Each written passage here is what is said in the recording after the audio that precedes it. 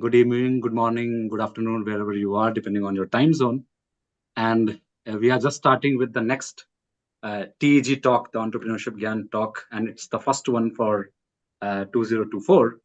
And actually, with Professor Anirudh, I wanted to do sometime last year, but unfortunately, he was also occupied in some of those things, and then I got occupied in some other things, and then just this year I wanted to give it a nice kickstart for the year, and that's why I actually waited for January, so that because he was not available in January, to start actually in February. And I think most of you would have already seen his profile and maybe gone through some of his works, and that's why you have decided to join this particular session.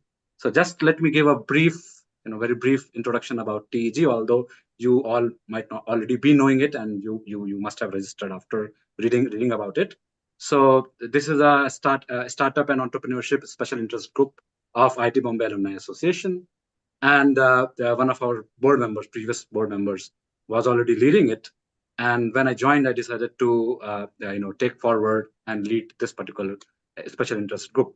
So Praveen Mallaji, who was already taking care of all those SIGs, special interest group, this particular SIG was also taken care of by him at that point of time. And I started leading it from sometime next year. And then I came forward with this initiative. Why don't we start this particular series of talks where we can invite people like as we have speakers in the past, Ramananji or Kamal Rekiji, or we have today Professor Anirudh with us, and we have a good mix of, as I call it, paper and practice and policy. Basically, we can invite people who are successful entrepreneurs, but also who are in leaders in the corporate world, and academics like Professor Anirudh we have today, and have a good mix of discussions and kind of talks on these particular topics, which are very relevant these days, especially entrepreneurship, policy around entrepreneurship, and stuff like that. And for thinking in this perspective, we started this initiative sometime last year. I think in June or somewhere around that, we had our first talk. In last year itself, we had 8 talks, and this is the 9th talk and the first one for 2024. And the idea is still the same that we had in last year, to create this platform for collaboration, for learning, for new entrepreneurs, but also for someone who is interested. So yeah, young entrepreneurs is one thing, but also people can become entrepreneur at any age, and that is what we have been discussing, or we have been seeing in different talks in from the past 8 talks that we had. And still the idea is that to create this particular platform where people can collaborate, people can learn, people can share stuff, people can explore synergies. And going forward, we will also be coming up with an actual platform, or kind of match between people who can mentor and who can basically be mentees somewhere down the line, and also have a larger event possibly sometime this year. So that's the kind of broad idea that we had in mind. And I won't take much time. I would invite co-host and my friend Venu to formally introduce the speaker, and we can move ahead from there. So Venu, to you.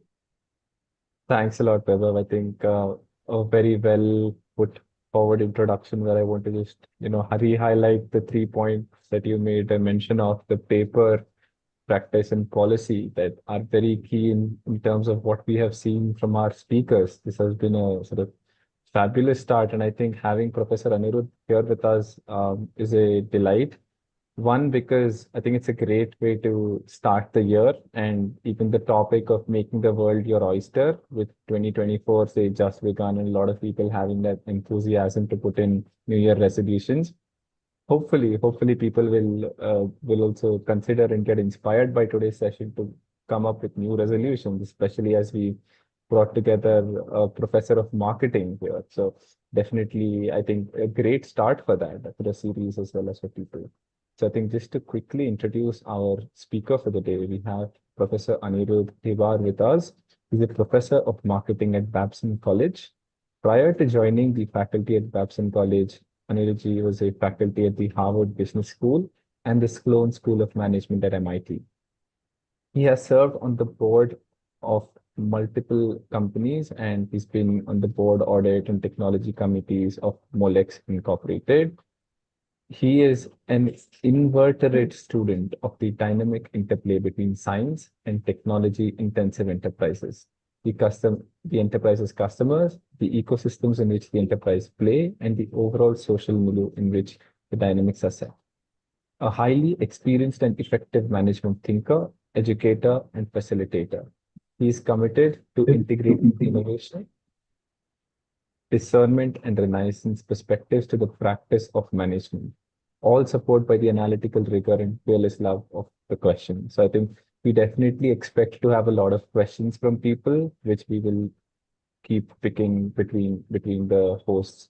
We'll try to answer those towards the end, but please ensure the enthusiasm is on because we have an expert who is equally enthusiastic to answer those questions. Professor Anirudh's research, teaching, and consulting focus on technology, product, pricing, marketing, and business strategy in the computer, consumer electronics, life science, media, and financial services industries is definitely something that we would love to learn a lot about, given the importance and a lot of wide coverage in terms of expertise that he has. As a part of the Babson Executive Educator faculty, Anirudh has served as faculty on custom programs for Siemens, IBM, FLIR, Ericsson, Merck Life Sciences, Novartis, Santander, McGraw-Hill Education, and multiple other well-known brands and names out there. So independent to Professor Anirudh's past and present executive development are his experiences consulting clients such as Molex, Stratasys, JP Morgan Chase, The Weather Channel, and multiple other companies. He's a recipient of Babson's Thomas Kennedy Award for teaching excellence at the graduate level for 3 consecutive years between 2002 to 2005. And one of the most important aspects and very close to heart, he is our dear alumni from the B.Tech in Electrical Engineering batch of 73 at IIT Bombay, post which he's done his management MBA from Indian Institute of Management, Calcutta, and a PhD in engineering and economic systems from Stanford University. So we are very happy to have you here as the first speaker for our session, Anirudh. So I'll pass it on to you. Thank you, Venu, and thank you, Vaibhav, for the introductions.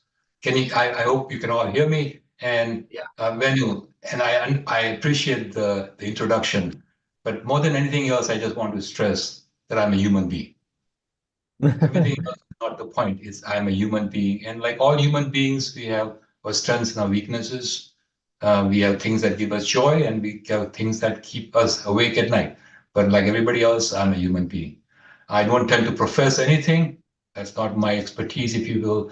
All I try and do is get people to think about things with questions, questions, and questions. So let me open up the presentation. Yes, please.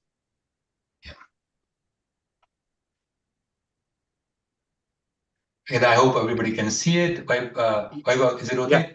Yeah, exactly. Okay, good. Perfect. Yeah. Thank you. So yes, Venu, I am a graduate of IIT Bombay. I still cannot call it Mumbai, and I guess officially it's still called IIT B and not IIT M. So IIT Bombay, and we graduated in 1973, and indeed my class had its 50th reunion earlier this week, for which I was not able to be present. And one of the things that makes me really nervous right now is not all the rest of you attending, but some of my fellow classmates from IIT 1973 attending, and then deciding perhaps I was a complete idiot or otherwise. So that's what makes me nervous, people I know from 50 years ago who are now listening in. IIT Bombay, Hostel 3, and a few years ago, I took my kids to Hostel 3, and I still remember with some fond memories all the bull sessions we used to have then. And in some sense, this is a part of those bull sessions, if you will. So I'm not here to tell you things. I'm here to hopefully get you to question things, and maybe the answers will be discovered in the next hour and a half or so, maybe 5 years from now. That's fine. But let's just make this a session, if you will, to germinate questions which can result in some interesting answers. So the topic for this session is something that I've been focused on for a while, because in some sense, each and every one of us, I guess, is looking for a pearl. And our pearls might be different, but it's the oyster that has the pearl that we are seeking. And that adventure is our journey. So kind of let's approach it in a spirit, and making the world your oyster is not just the geographical world out there, but also the mental world that is within us. How do we make the world our oyster as we look for our pearl? along the way with some significant discipline. So I've been told that essentially for the first half of the session, 45 minutes or so, I'm going to share a presentation, and then we can just discuss questions that arise and perhaps answers I have or maybe some of you have. Let me begin with a disclaimer. There is an old saw that some of you might have heard. Those who can do, those who can't teach. So unlike many of you are entrepreneurs, I did not do. All I do is teach. So I cannot do, so therefore I'm teaching.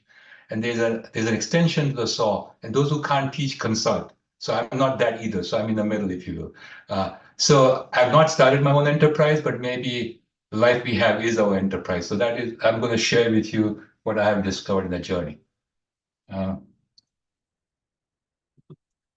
Okay, so first and foremost, something about me. And the title for this slide is intentional.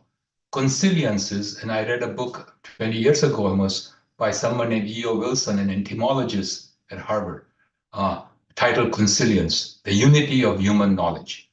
And I think my interests, my intrigues, my passion, what keeps me up at night, that delight me, is about intersections, consiliences. Perhaps the intersection of science, technology, and business. Perhaps marketing and technology. Perhaps the pricing of products, which everybody wants for free, content. How do you make money thereof? But more so, and I believe in a world where there is significant disruptive change all the time. And how do we transform our enterprises so we thrive in the midst of the disruptive change? Also, from my electrical engineering legacy and days, there's an interest in system dynamics in business, society, and environment. And I remember still from 1969, 1970, there was this course called Applied Mechanics. Many may not remember this, but also electrical engineering, there were these differential equations. And the question was whether the poles or zeros lay in the left half plane or the right half plane, and what causes system stability or otherwise. And there, my current passion is around what I call four singularities. What's going on with artificial intelligence, okay, and perhaps the intersection of human intelligence with artificial intelligence, and what happens after the event horizon is crossed. What's going on with respect to experimentation right now with respect to our genes, not J-E-N, but G-E-N-E, our genes, and how that can change the path of evolution. Third, climate change and the significant disruptions that might await us. And personally, for me right now, a burning question is what social media might do to the stability of societies and the functioning governing of societies. This is where you could get significant lack of stability or instability in systems. And what do we do? Every week I have a newsletter and roundtable on science, technology, business, and society. So one word, consilience, at the intersection. So if you want to find pearls, look not in your own domains, but thrive and frequent domains completely remote from your own. Babson College is where I am. I'm on the faculty, but I don't teach. I go on saying to my fellow co-learners, not students, my fellow co-learners, that all I do is facilitate learning. We learn together, the students and I, so we facilitate learning.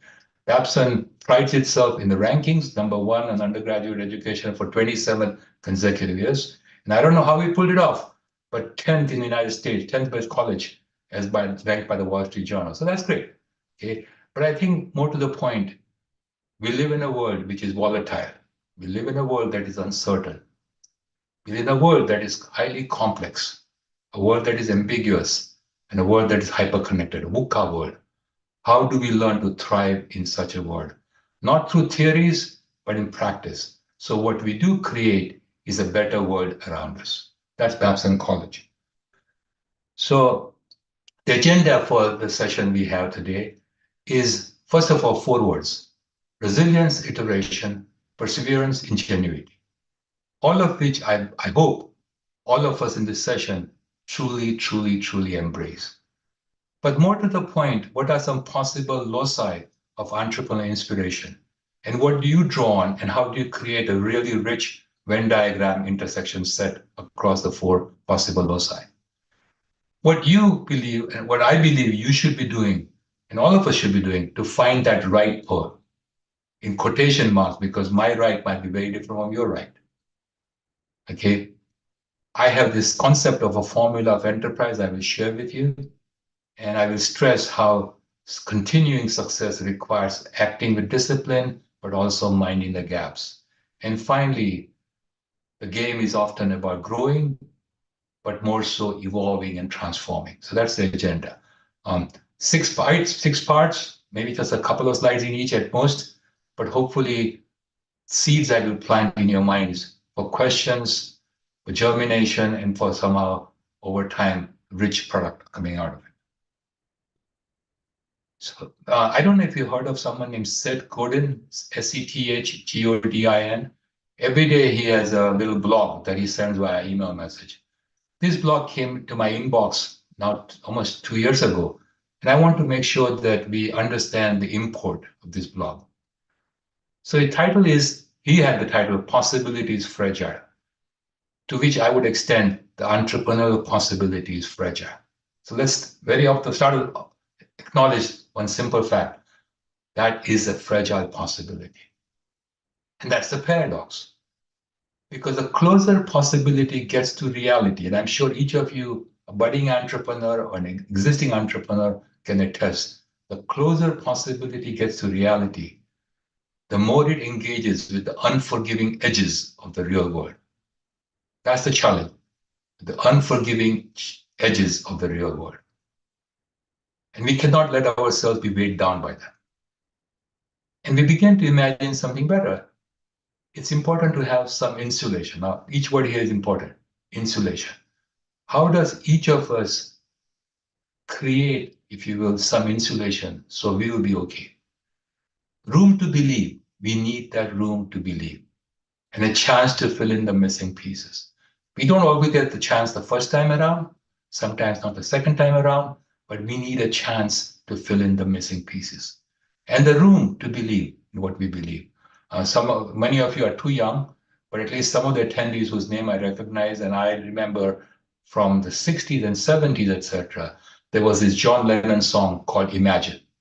Okay, and I can already hear the rhythm playing in my mind. But room to believe, to room to imagine, and the insulation to protect us. But then we have to allow for the constraints of reality to intersect with our beautiful new conception.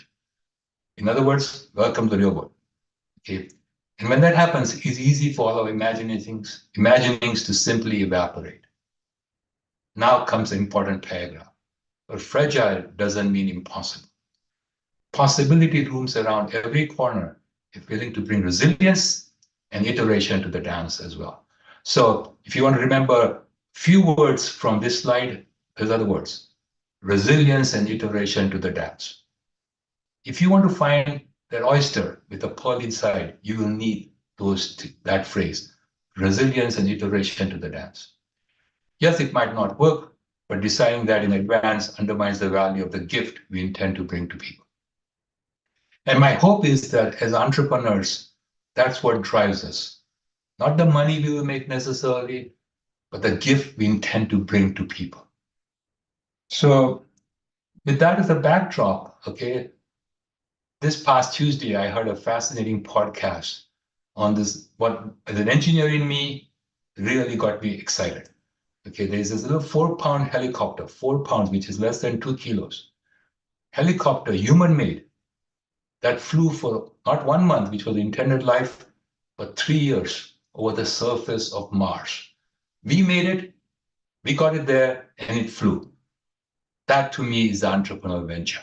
Okay, and therefore the 2 words from this slide, the rover on which the helicopter went is called Perseverance. And the helicopter itself is called Ingenuity. How do we as entrepreneurs bring that perseverance to bear and the ingenuity for the success of our ventures? There's this children's little book called The Little Engine That Could. I don't know if any of you heard of it, The Little Engine That Could. This was the little helicopter that could. And your entrepreneurial venture, if you will, is the little enterprise that could. And approach it with the spirit of perseverance and ingenuity. So 4 words: resilience, iteration, perseverance, and ingenuity that you bring to the dance. So next game, of course, all that is fine, but it's about opportunities. That's what entrepreneurs do best, if you will. What others see as boredom, entrepreneurs see as opportunities. And I think I would talk about essentially focus on the three S's of opportunities: seeking, seeing, and seizing. Seeking, seeing, and seizing. Okay, and maybe it's because I'm from India, but brought together with mindfulness, intentionality, and discipline. And this is a central slide you can keep in the front of your mind day after day after day. The game is about opportunities, and I am responsible. I owe it to myself to be always seeking. And then in the course of seeking, if I see something separating the signal to the noise, as an electrical engineer, I still understand signal to noise ratio. Okay, separate the noise from the signals and see. And I think many of us see, but as Sherlock Holmes had once said, but we don't observe. And I think we need to be observing opportunities. And finally, having the courage to seize them with mindfulness, intentionality, and discipline. Now, Venu talked about marketing. So now let me bring my marketing hat on, because one of the things that I do not, I think engineers should learn. It's not about your science. It's not about your technology. It's not about your gadget. It's about the problem you solve for the customer. Okay? Never, ever, ever mistake pride in what you create with the solution of a real problem. So opportunities, the recording has stopped. I don't quite know I got that message, but the opportunities, if you will, are not products or services we sell, but the real problems of customers that we solve in a distinctive and compelling way. Solving real problems of customers. See, it's not about the pride of the little gadget we created. I'm sure that is genius work, but that's not the point. The point here is truly empathize with, internalize, and then proceed to solve that problem in a way that is distinctive, that makes you stand apart from others, but also compelling in the sense the customer says, I must have that solution. So you all are entrepreneurs, okay? And I think your inspiration for entrepreneurial venture comes not just from the opportunities you seek and find, but also the fact that there are maybe gaps you observe in markets and ecosystem. Gaps that others did not see, but you observe. Okay, and that might require some creative reframing, but gaps. Alternatively, it might also be from some new science or engineering or technology that is developed, that you see in the corridors of IITs or something. And you say, look, there's a possible solution to a problem. So let me try and marry the gap that exists with a solution that is available. There might also be changes, and India has seen many of that, for example, but everywhere in the world, there are changes all the time in policies, regulations, standards, etc. That is a possible source of entrepreneurial inspiration. And finally, your own passion. To me, doing any one of these bullets only by itself is not necessarily a sustainable game. But if you can create a Venn diagram that is exciting for you as well as for the world, now you've got something going as a starting point. But that has to be informed by the opportunities. So we are on the way for the next part of my formula, which is finding the right pearl. And I'm, since I have had my 50th reunion, if you will, and when what struck me and what struck me, for the first time ever in my life, I've heard 2 people separately call me Anirudh Ji. Okay, that I've never heard that before. First thing I realized that I'm old. Okay, nobody says G unless you have reached a certain age. Okay, so that was kind of shameful in some sense. Okay, oops, I'm sorry, I'm that old already. So people call me G. But the point here is maybe you need the 50 years to get some perspective. And I think for me, I've observed many enterprises, many entrepreneurs, year in, year out. And I think the first thing you require if you want to find the right pearl is to develop a fisheye lens. A fish can see way out there. Most people don't have fisheye lenses. And I think if you want to find the right pearl, develop a fisheye lens. Also, a periscopic vision. We all tend to focus on better telescopes. What we need are better periscopes to look around corners. So wider perspectives and the excitement and the uncertainty and perhaps the fear of looking around corners. That is the starting point for finding the right pearl. When I was a graduate student at Stanford, I was bored with the method for some time and I took a course in photography. And the instructor in 1983, I've never forgotten, 41 years later, gave me one advice in last class, which I think has always stayed with me. Don't take a photograph standing up. The first thing, I'm sure all of you are thinking, what the heck is he talking about? Well, very simple. Most people take photographs standing up. If you want to be a successful entrepreneur, I think the starting point here is change perspectives. You get on a chair, squat on the floor, take a photograph. It now is composed differently than everybody else's photographs. So that is a critical ingredient of finding the right pearl. And we all suffer from flatlands of our own. I remember in IIT reading a book called Flatland. It was 50 years ago. Okay, but we all suffer from flatlands of our own. And I think the point here is not to be embarrassed about what others might think. In India, there's a lot of that I've heard. Okay, what will your relatives say, uncles say, aunts say, everybody say? Well, forget what other people might think. Okay, the point here is what you believe might be the pearl and go after it. And there was a German poet, Satya Nadella, I'm sure you all heard of. When he became CEO, the first email message he wrote to his employees at Microsoft, the first email message, February 2014, he quoted Oscar Wilde. Now, not that many CEOs, especially technology company CEOs, can quote Oscar Wilde. He also quoted Rilke, a poet. Okay, in that sense, Satya Nadella is incredible. But Rilke, the German poet, has this concept: do not seek the comfort of answers. Instead, okay, squirm in the discomfort of questions. That is a necessary ingredient for looking for your pearl. Okay. The word enterprise is something I use often. I do not like the word company. I do not like the word organization, because those are kind of too static. Okay, enterprise, if you look at the dictionary, okay, it's about an undertaking, which I'm sure all of you are doing as entrepreneurs. That is especially difficult, complicated, or risky.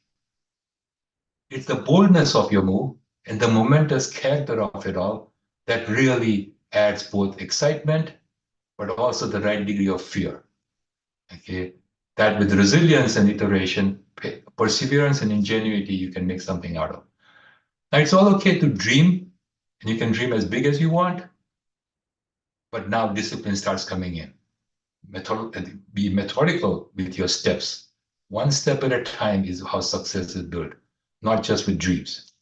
And finally, as engineers, many of us might be, if you especially went to IIT, the skill lies in hypotheses. Start with the right hypotheses and experiment. You'll get some consequences. But as I've often heard people say, if the map and the territory don't exist, the territory is never wrong. The map is wrong. So similarly, if your results of your experiments don't agree with your hypothesis, as engineers, we learn that the results are not wrong. It's the hypothesis that is wrong. And I think that's a very humbling thing for all entrepreneurs, business people, and leaders.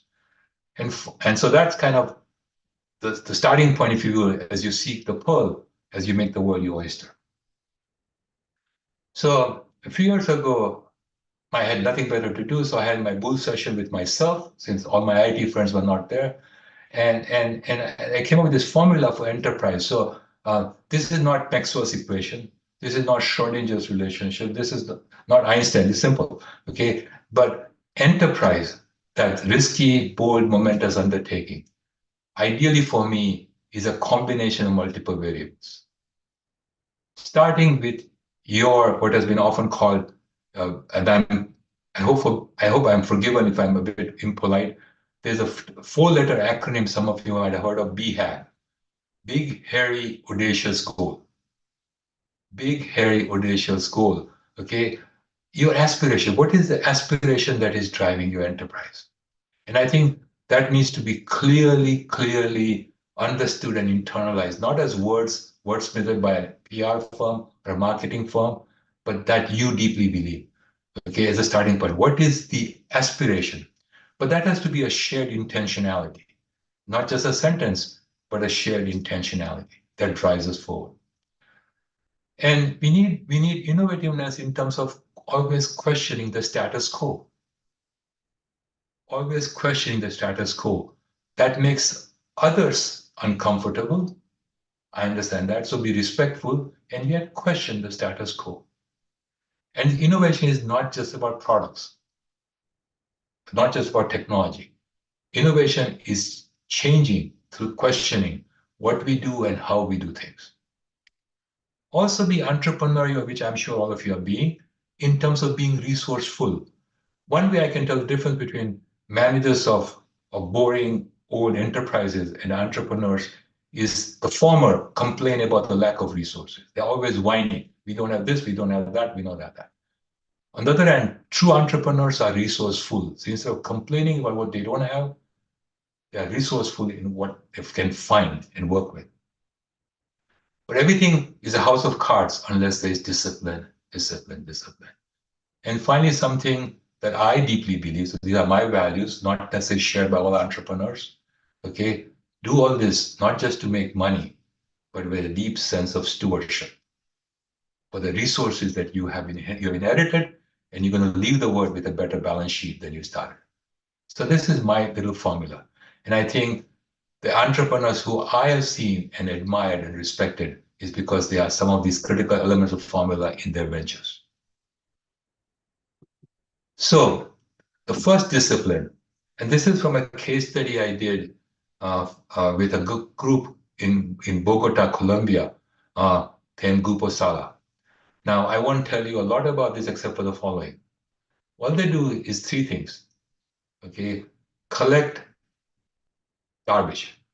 I mean garbage. Okay, and what we have at home, and what we have on the streets, etc.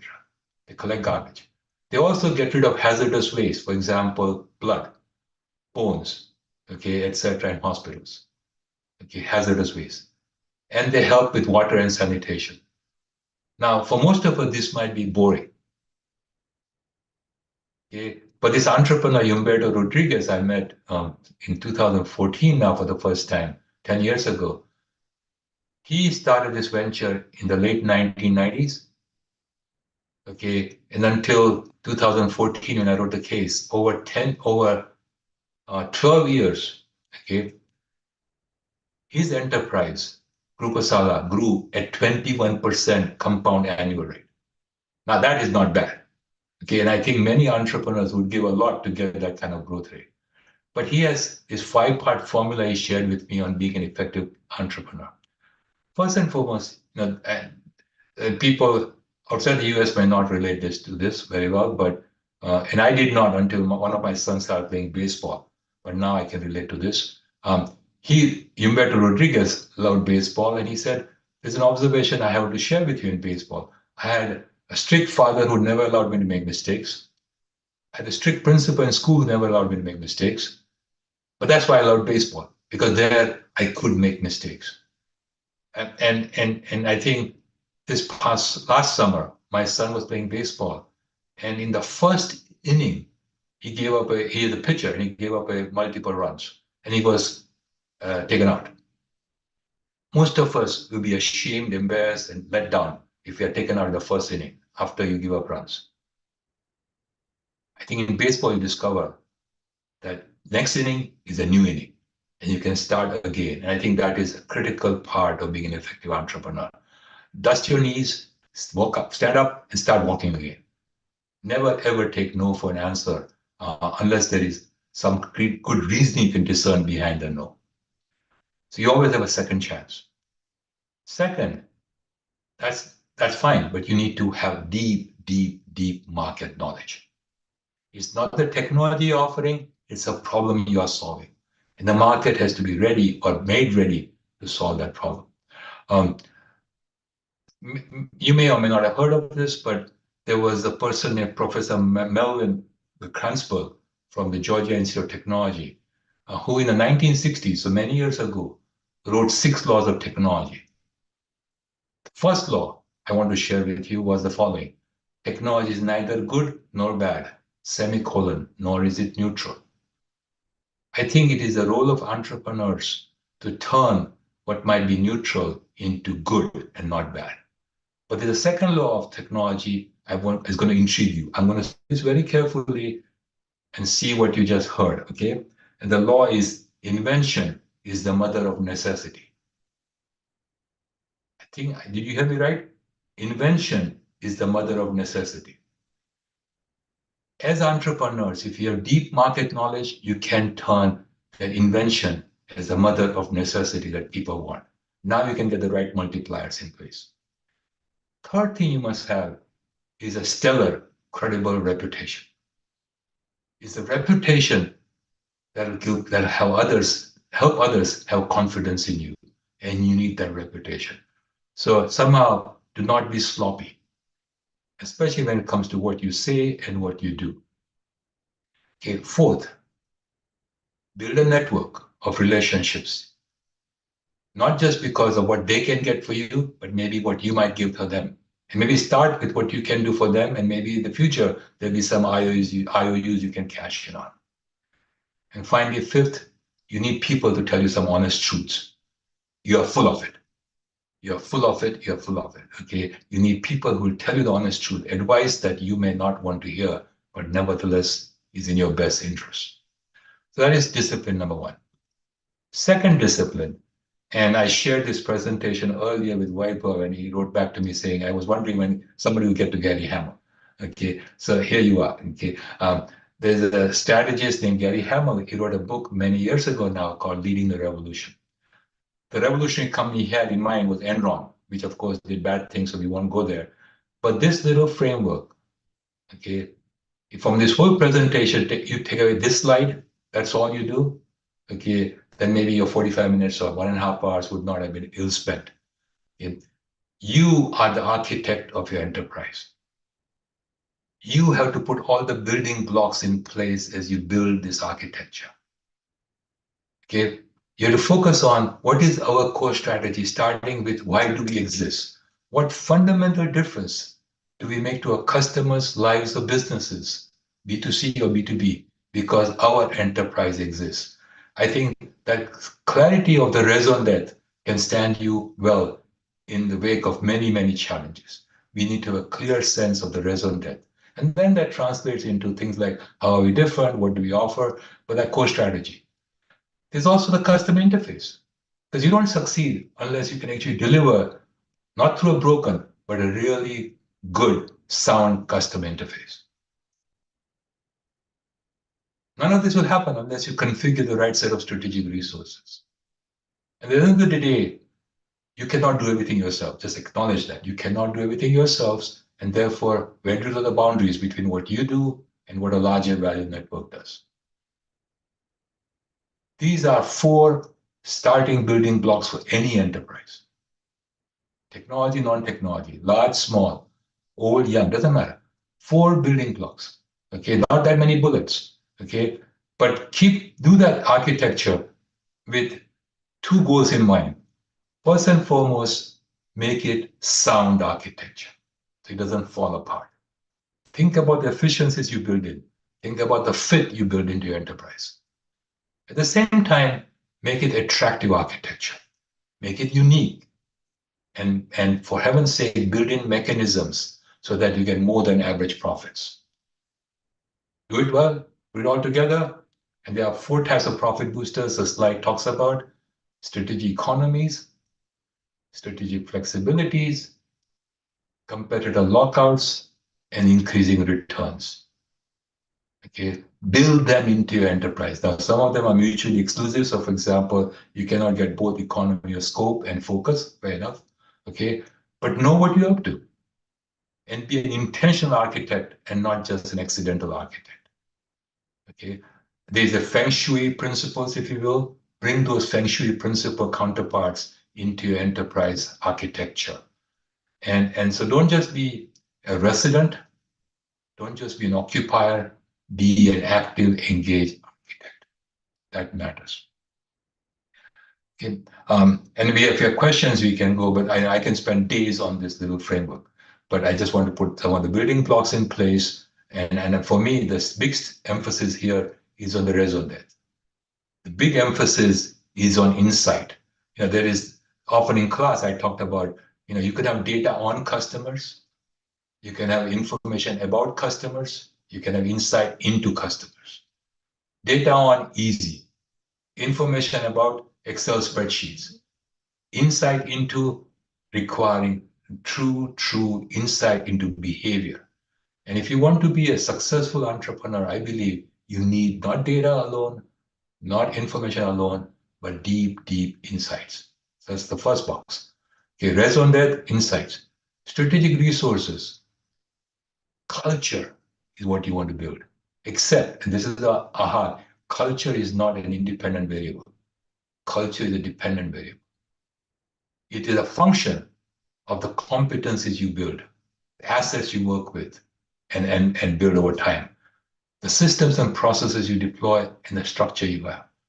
You cannot change culture by waving a wand. You change the culture by working on competencies, what you're good at, assets, what you have to work with, processes, how you do things, systems, how you measure how you're doing, structure, how you organize. These are the variables you play with as you, the architect enterprise, can craft something amazing. And then finally, in the value network box, okay, the thing that I have realized over time that really matters is how do we align with ourselves with, or perhaps emerge as the keystone players in the ecosystems in which we play. The keystone players in the ecosystem, we're talking about architecture, or any bridge, there's a keystone in the middle. You want to be the keystone player, or you want to be aligned with the keystone player. So this, for me, is the great part of discipline, being the architect of the enterprise. And some of this architecture might work out well, some of this might not. So welcome to the London tube system. Every time you're in London's tube system, a station approaches, you hear, mind the gap, mind the gap, mind the gap. If you want to be a successful leader of your enterprise, okay, not only are you architecting the enterprise, at the same time, you're also minding the gaps in the enterprise. And there could be many gaps. You have to learn to prioritize and then address them, okay, without, and then, I'm sure you heard this expression, don't let the perfect become the enemy of the good. And let me give you an addition. Don't let the good become the enemy of the acceptable. So perfect, good, and acceptable, sometimes we have to work with acceptable, we can't get to perfect, but nevertheless, the gaps that exist that we need to be careful and mindful about closing. And that requires discipline. That often means sometimes saying no. Okay, and that's not easy to say no. It's easier to say yes than to say no. But as the old expression goes in strategy, it's about deciding what does not go on your plate, not what goes on your plate, but deciding what does not go on your plate. And then, okay, this is never a stationary game. The game is about, at the very least, growth. But one of the things I've been thinking about the last few years is the world going to be ready, or might the world have to be ready for a new metaphor saying we can't afford to have all the growth we have. Okay, maybe it's the growth and the pursuit of growth that has gotten into some of the tight corners we are in. So growth, yes, all of us want, and that's what markets measure. I get that. Okay, I'm not naive. But sometimes we are on a burning oil platform. That's what the CEO, Stephen Elop of Nokia, had written about almost 12 years ago now. Okay, and therefore what we need to do is evolve and transform. Because growth presumes a dimension on which we are playing continuing forever. Evolution requires being open to the possibility of changing those dimensions. And transformation requires, the modern term today is pivot, but transformation requires, okay, recasting ourselves in very, very different ways. And that is not always easy. So thank you for the time. And I don't know if I've added value or not, but at least this is how I tend to think about it. But my best wishes are that you find your pearl and you operate with patience, perseverance, ingenuity, resilience, iteration, okay, and then with discipline, mindfully as you make something out of this world, so that oyster is there and there is your pearl. And I'll shut up now. I don't know if I overstayed or understayed my welcome, but I'll shut up. This was perfect, Anirudh, by the way. I will not call Anirudh Ji, as you pointed out. Anirudh would be all right.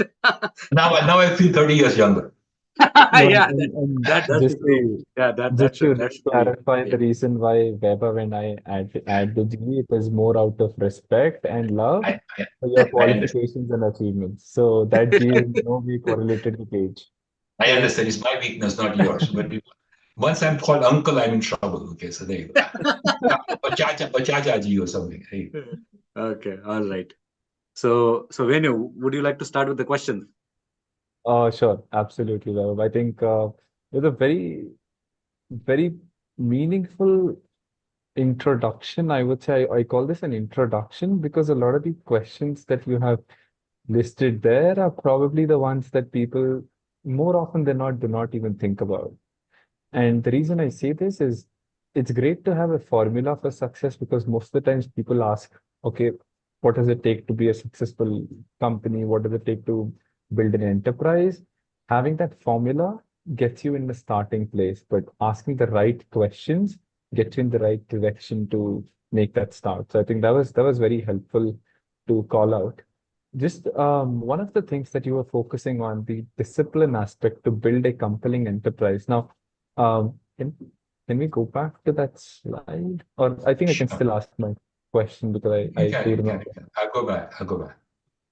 So in that you had mentioned core strategy. So how does one as an entrepreneur, decide if the strategy that I'm thinking of is a good enough strategy? Is it something that will excite the customers? Is it something that will be of commercial value? Because whenever we decide a product, as you said, we would find it a fantastic product or an amazing idea, but we really don't know what the other person's perspective or market view of the product may be. Yeah. So I think we have to be careful about different things here. First of all, I didn't say decide on a strategy. There has to be clear self-awareness around the strategy. Okay. So I think especially when you are a startup, you can have some ideas. And I know many startups, okay, with 10 years later are at a very different place when they began. Okay. So I don't think you can decide. I think there is a certain emergence, and I think we need to be embracing the emergence of things as we discover, and openness to some doors closing, but some new windows opening. So that's one thing. Secondly, it's not about, there's no mention of a particular product here. The starting point here is a clear sense of how do I want to make a fundamental difference in my customer's business, if it's a B2B play, or in my customers' lives because I exist. And even that, you might start with one possible hypothesis and you do some experiments and you see something get traction and something don't. So there's some evolutionary and iterative nature. So you need to bring resilience and iteration to the dance, as said Gordon said. Okay, but over time, okay, an answer will emerge. It may not be the answer you began with or you wanted, but it's an answer that emerges. And now you have to see whether indeed is this an answer not only do I find acceptable, but is it an answer that I can embrace, and then work on it and refine it, and then become something very, very solid. Okay, but that begins with the raison d'etre. And I think many times I have a conversation with my students, I call them co-learners, but we talk over lunch, and they say, I have this idea and I have that idea. And I say, yeah. Okay, but connect the dots for me. Idea is not the product. Okay, how does it solve a problem? And how does it solve a problem in a distinctly different way than anybody else might? Okay, don't just talk about the problem, but how will it change the customer in a fundamental way? So go back to that. And that, I think, can become a core which might emerge, but it's not tied to a specific product with some features, etc. So that, and then there is, if you will, an understanding. And I say product, I did not say product, comma, market. I said product / market. Somehow. So what you need is an awareness of not just what we are offering, the problem we are solving, but for whom, and the markets in which we are playing. There needs to be some integrated answer across these. And then finally, you will discover over time, okay, and you will implement over time with intentionality how you are different. Okay, and I think Michael Porter, the strategy guru, had this article he once wrote in 1996. What is strategy? So to your point, so, but he says strategy is about what you do that is different, how you do it that is different. What you do that is different and how you do it that is different. And I think there you can bring much more intentionality to bear. Okay, some self-awareness. Okay, so I have many fellow faculty at Babson and elsewhere, and we all often have the same course, quote unquote, and yet we have different games we play. And some of us are much more mindful than others of what we do that is different and how we do it that is different. I don't know if I'm answering your question, Ben. No, got it, Professor. That's a very sort of valuable point. And I think it goes back to your earlier point that you iterated, that asking the right questions is very important. So before you sort of evaluate the idea, asking whether that solves a problem, does it solve it, who does it solve it for, and asking whether it is actually something that they would consider. All of those questions would probably help people in the right direction. Yeah, I see. And one of the persons whose name I recognize, again, I'm not going to embarrass him by naming him in person here, but he introduced me many years ago to a book called The Little Prince. I bet you he's smiling when I mention this right now, okay? But in The Little Prince, and I don't know if any of you heard of it or read it, okay, The Little Prince never lets go of a question. And I think the best and the most exciting entrepreneurs I have met in my life are those who don't let go of a question. There's a why, the third and the fourth layer, and then suddenly the eureka moment. All right, let me take the question that we have from Mustafa. So he's asking about deep market knowledge. So he's asking like how to understand or to find market knowledge. Okay, good. So Mustafa, sorry, good. I'm sorry, Vaibhav. Yeah, please continue. Yeah, so Mustafa, first of all, one of the things I stress in class often is market is not just demand. Market has three facets we need to kind of be mindful of. Okay, we need market is the demand side for sure, but market is also the supply side. Supply side not in terms of your suppliers, but supply side in terms of others vying to solve the customer's problems. So the supply side might be competitors. The supply side might be complementors, because oftentimes you alone cannot solve a problem. You need complementary products or services. Complementary is spelled not with an I, that's for free, but complementary is spelled with an E. They work together like bread and butter, if you complementors, and then you have substitutors. So oftentimes there are other ways to solve the same problem. So there's a demand side, a supply side, and then there are the mechanisms in the market that bring supply and demand together. Regulators, policies, marketplace, etc. So Mustafa, I think when I say deep market knowledge, I'm stressing you need deep knowledge of the demand side, the supply side, and the rules governing the marketplace. Explicit perhaps, or perhaps implicit. Now, deep knowledge requires not just data, not just analysis, but I think Mustafa and maybe Vaibhav, use the word understanding. Okay, understanding is critical, but understanding requires some maturity of internalizing the data and the information. But more than anything else, understanding behavior, understanding motivations, understanding the game that is being played. And I think that understanding requires patience on our part, but also requires, if you will, what is often called in meditation, the beginner's mind. So without any biases and presumptions. And I think many of us approach markets with lots of presumptions. And I think that's something we have to learn how to make sure we never suffer from. Okay, so somehow being aware of our biases, parking them at the gate, and then just with some great neutrality, which is very difficult to do, okay, just observe. But all three sides, the demand side, the supply side for problem solving, and then the implicit, not just explicit, but the implicit rules governing the conduct of, and the newer markets often don't have those.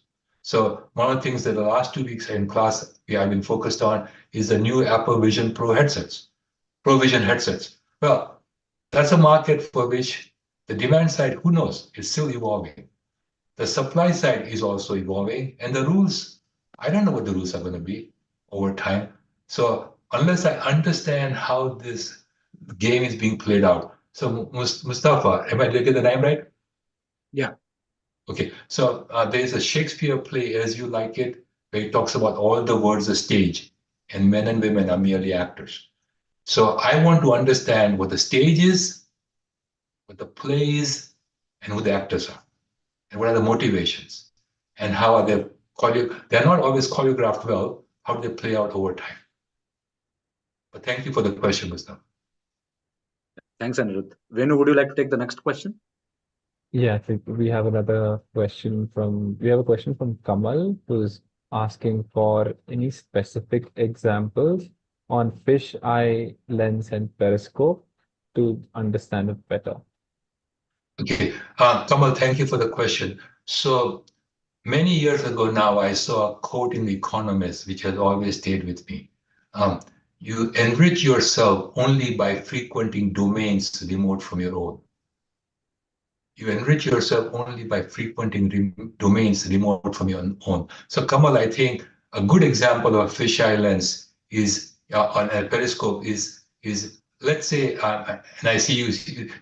So today I read a story, fascinating story in the newspaper about 3 young people, okay, competing and winning a prize for using artificial intelligence to decipher some scrolls, okay, from Roman times. Okay, scrolls that were in a villa in Italy, in a major volcanic eruption, almost got charred, and they cannot even be unfurled. So Kamal, first of all, somebody had to, I don't know, in IIT, we had electrical engineering, civil engineering, chemical engineering, et cetera, et cetera. And for the most part, we focus on our narrow little domains. Somebody said, wait a minute, maybe I can tie these tie things together. So Kamal, I think a good example of fisheye lens is somebody, one of the 3 characters who won the prize. He's interested in AI. He's also interested in archaeology. Now, not that many people I know, okay, might be interested in 2 or 3 things with deep passion. So he brought those. So that's a fisheye lens. Somehow the interest in domains which are very, very different from you, not just related, but orthogonally different. And then somehow have the depth, if you will, to tie these together. So without ever unrolling the scrolls, just think about it, doing scanning, using technology scanning, and thereby, in virtual sense, unrolling the scrolls, and then bring AI to bear to decipher the characters. So now he was the first person to decipher a complete sentence from 2,000 years ago. It just blows my mind how. So Kamal, I think the point here is fisheye lens allows you to see things outside your field of vision. It allows you to see peripheral things.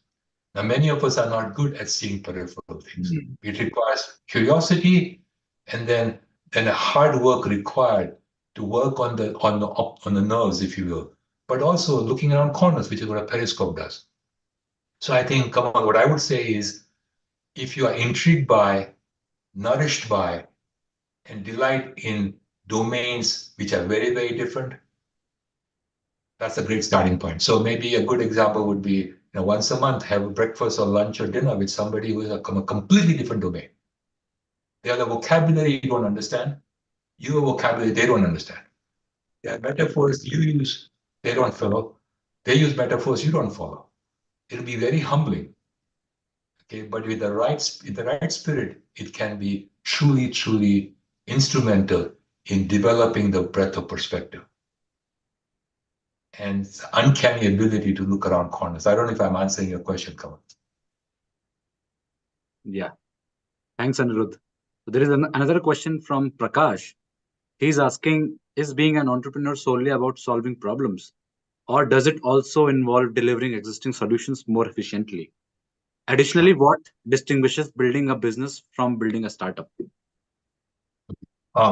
So the first question, I don't think it's just about solving problems. There's a necessary and sufficient condition here. Okay, if you're not solving problems, you don't have anything to work with. That's a necessary condition.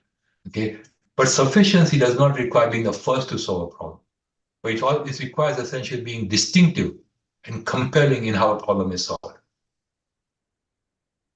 So maybe the problem is solved by others. There are many problems which have been solved by others, but they're boring. Okay, maybe you bring a different way to solve the problem, and that's innovation comes in. So to me, that is a part of being entrepreneurial, innovative. Okay, solving a problem differently, distinctively. Now, I think the second part of the question was, does it about startups or existing businesses? Am I correct? Yeah. Okay. I think I personally, this is just me. Okay. I tend to shy away from the noun entrepreneur, and I gravitate toward the adjective entrepreneurial. I think we can all be entrepreneurial, whether it's a startup or an established enterprise. We can all be entrepreneurial, and it's all about starting with a mindset saying, where do I see some opportunities to change the game? And maybe it is a startup, but not all of us are necessarily, not all of us have the wherewithal, not all of us have the DNA to start things up. But many of us might be with enterprises that already exist. So fine. We can still be entrepreneurial in what we do. But the point here is to be effective. Okay. Don't just say the emperor has no clothes. You have to find solutions that are acceptable and that are distinctive enough and get traction so you can emerge into something useful. Thanks, Anirudh. Venu, would you like to take the next question, please? Sure. So the next question we have is from Debayan Chakravarti. And his question is, in the current era with emerging visible potential of AI and increasing competition in the field of data science and management, is there any opportunity for any of our business to introduce AI into data management tools? If so, what should be the starting point with reference to the current market scenario? I can't answer the specifics of the question because I'm not that deeply, intimately familiar with it. But I would like to say, yes, there are always opportunities. Okay, so I think the point here is, do you look at the world differently than others and see opportunities that others may not have seen? So my advice about don't take a photograph standing up, not my advice, but my photography instructors applies. So I think there are opportunities everywhere. The point here is, who sees them? How do you see them? I had a class recently on systems thinking. And there were 4 elements to this formula for system thinking that were talked about in the video I watched. One was about distinction. And I think, Devayan, one of the things we can often do is be much more discerning in looking at the world. Not all of us are equally discerning. And I think sometimes opportunities are seen by those who are more discerning than others. So that you draw the distinctions. Secondly, okay, he talked about systems, and I'm not going to go into that. Third, he talked about relationships. I'm not going to go into that. But fourth, he talked about perspectives. I think if you want to find opportunities in fields, you have to somehow role play different perspectives from the point of view of so-and-so, from the point of view of so-and-so, from the point of view of so-and-so. And sometimes by doing that, you can identify opportunities. So Debayan, I might not be answering your question directly because that's maybe a separate conversation we can have one-on-one. But I think the point I'm going to offer to everybody is, be discerning, try out different perspectives, and maybe use an opportunity that others might have missed. I think that's a lot of food for thought there, Professor. And I know this was a very specific question, but definitely I think when you sort of look at some of these questions, put them into a framework as well. Just after the session, if you just ponder over them, I think you'll be in a starting position on how do you enter or what should be your starting point. I think the key problem and the key sort of answer to both of it is asking the right questions and asking enough questions till you get to the starting point, I believe. Is But I'm that also, advice? and Dhebar, you can reach out to me.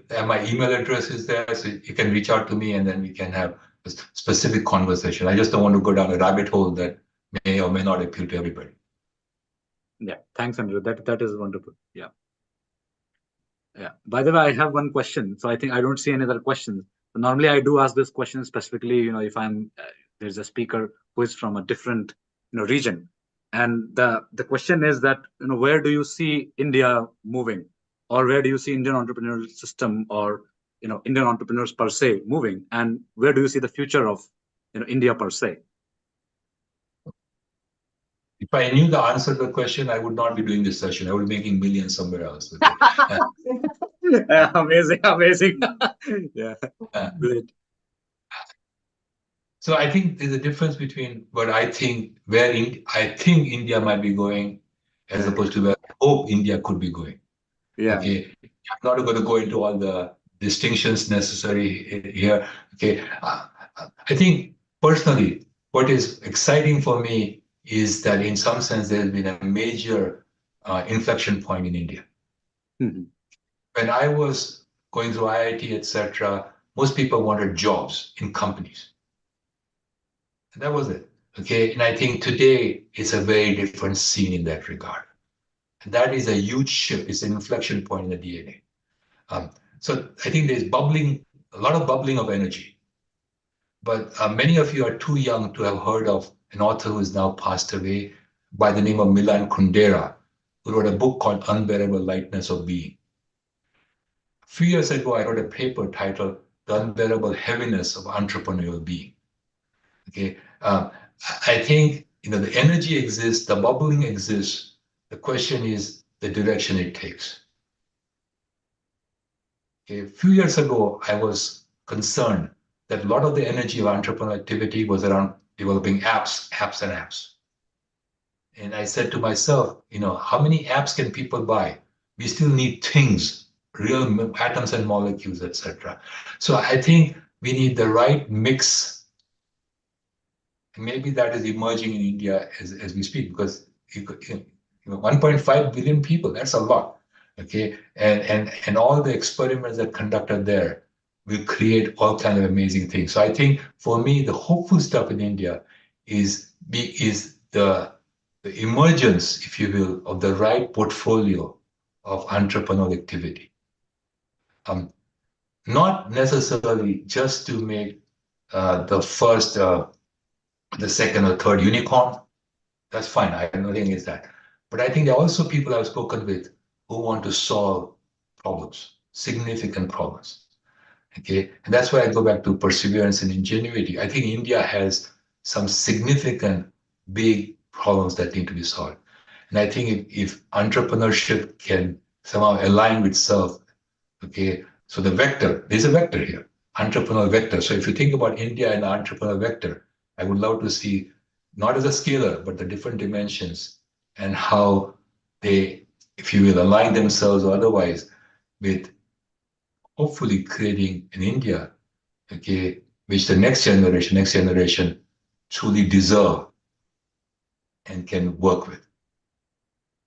I hope I'm giving a politically correct enough answer, but still an answer nevertheless. No. Thanks a lot, Anirudh. Actually, that's one thing which I normally, in fact, I am also a teacher. So normally I'm very critical about what I speak, and I make it to the point rather than being either bullish or bearish about whatever questions is being asked. So if there would have been a policymaker from the government of India policy, that person would be a lot more bullish about, his or her answer as compared to, for example, someone who can be a lot more critical about it, or who can be a lot more research oriented about it. And, that's really nice, of you, or as a teacher in general, because, we can actually do that. Yeah. Really cool.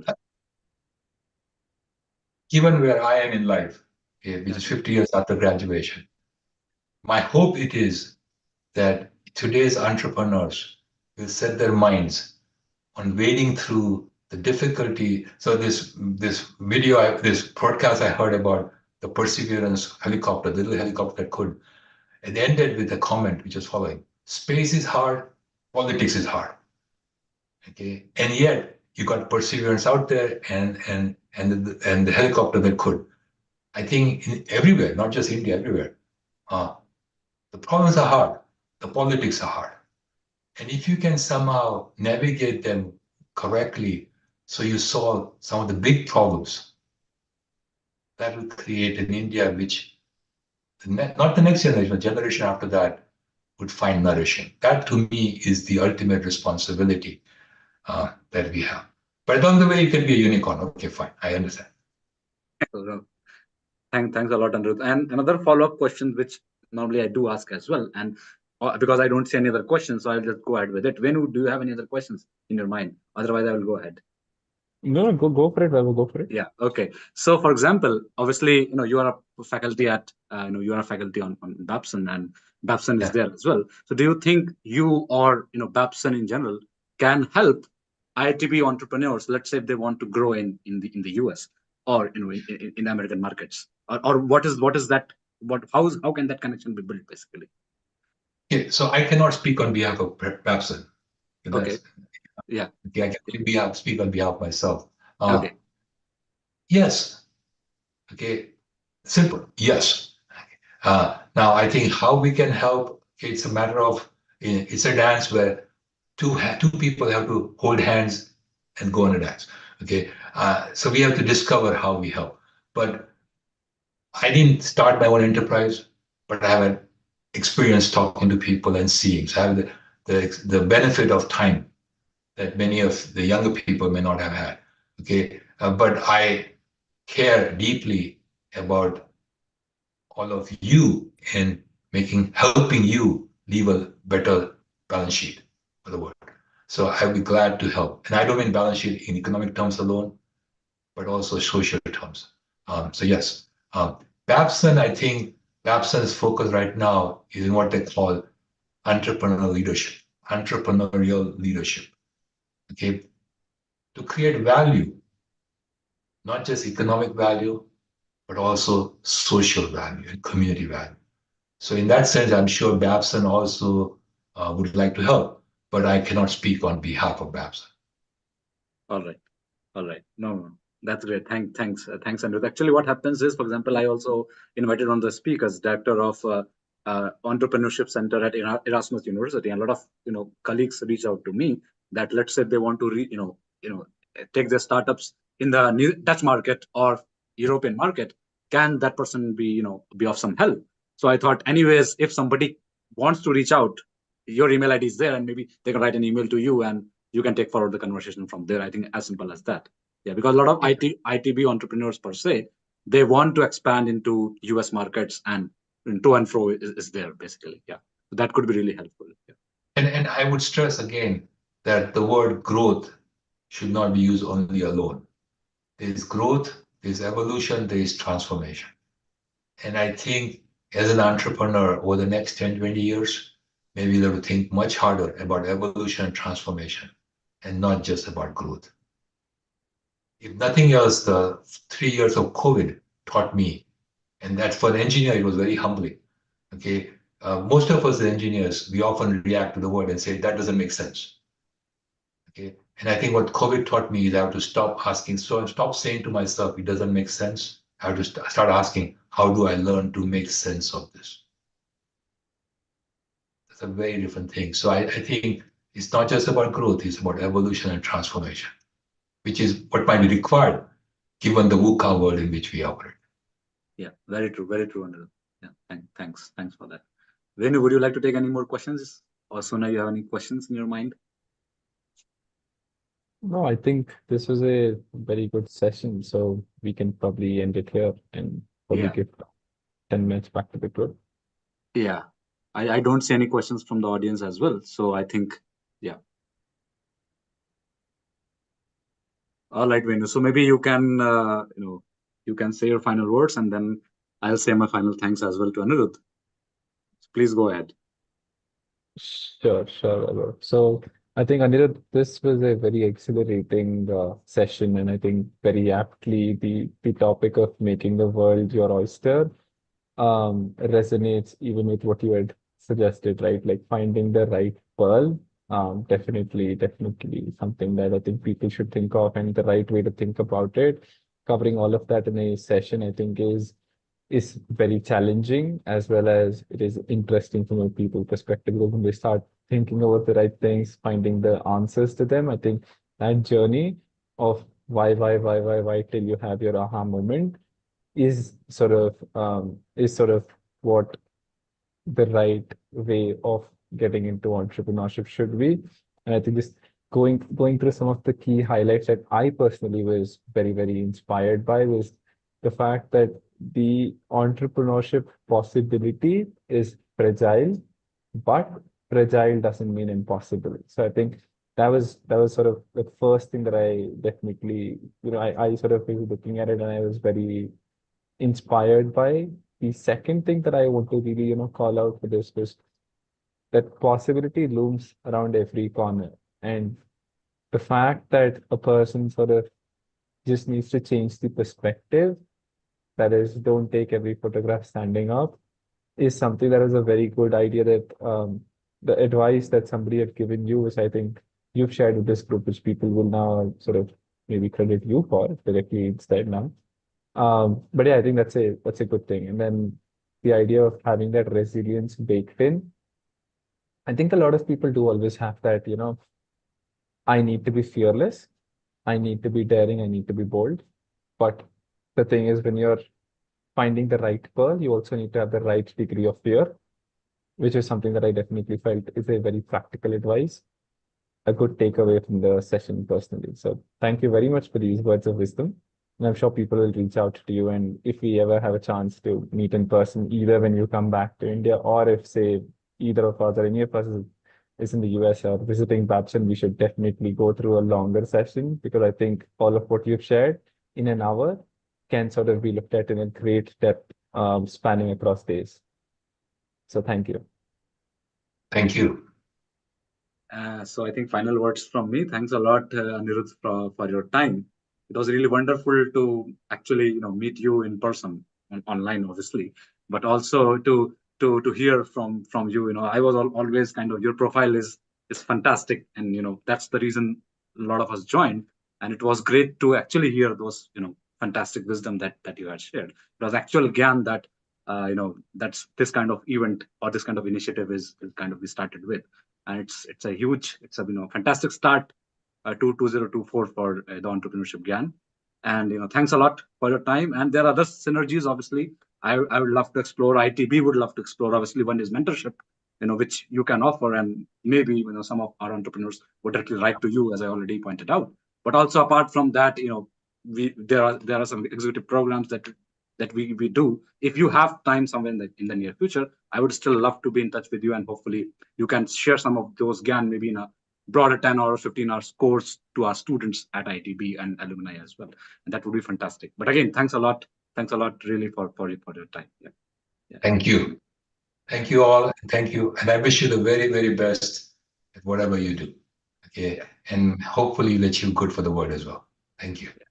Yeah. I think we are totally in time. Yeah. Okay. Bye. Thank you. Yeah. Bye. Bye, everybody.